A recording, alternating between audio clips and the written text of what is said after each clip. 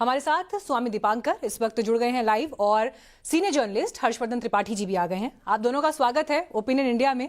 Expert की राय की बात हो रही है तो स्वामी दीपांकर आपके साथ में शुरुआत करूंगी। देखिए, आज श्रृंगार गौरी मामले में जिस तरह से कोर्ट का फैसला आया है उस पर दो बातें स्पष्ट हो गई हैं। पहला ये कि वर्शिप एक्ट को लेकर जो बहस चल रही थी वो बहस अब बेमानी होती हुई दिखाई दे रही है, और दूसरा पॉइंट ये कि ज्ञानवापी का मसला तो अब जोर पकड़ेगा ही आगे, लेकिन क्या अब देश के सामने काशी और मथुरा नए एजेंडे होंगे, बड़े एजेंडे होंगे? दो चीज है मीनाक्षी।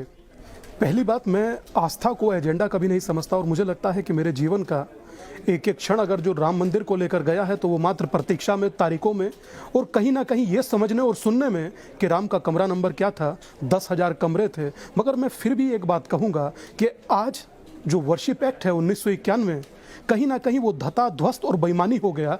ठीक उस तरह जैसे एक झूठ को कई बार बोलने पर उसे सच नहीं हो जाता, ठीक वैसे ही इस एक्ट को लेकर के भी जो आज कोर्ट का फैसला आया है कि ये वाकई विशेष सुनने योग्य है। मुझे लगता है कि हर सनातनी, या ये कहूं कि 52 आधी आबादी तकरीबन जो टकटकी लगाए देख रही थी, क्योंकि जिन देवियों ने ये जाकर के श्रृंगार गौरी की पूजा का हक मांगा, ये कोई मिथ्या नहीं था।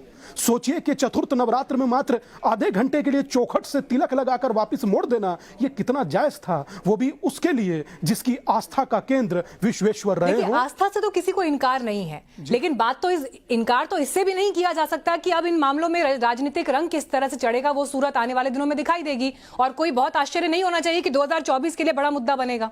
देखिए, आप सियासत क्या करती है उस पर मैं मेरा कमेंट करना उचित नहीं है, मगर मैं एक आध्यात्मिक और एक सन्यासी हूं तो इतना जरूर कहूंगा कि अहिल्याबाई होलकर के रखे हुए शिवलिंग को हम पूजते हैं, क्या हमारा मन क्या महादेव की पूजा को नहीं करेगा? और जितनी बार हम सुनते हैं, सोचिए ना, राम से लेकर के महादेव तक मेरा हर देवता अदालत में ही खड़ा दिखाई देता है। ये किसी आजाद मुल्क के लिए इससे बड़ा कोई तमाशा हो सकता है? पर हम इस रोज तमाशे का हिस्सा बनकर डिबेट के बाद वापस घर चले जाते हैं। शायद मैं समझता हूं कि death will kill you later but your ignorance will kill you much before it.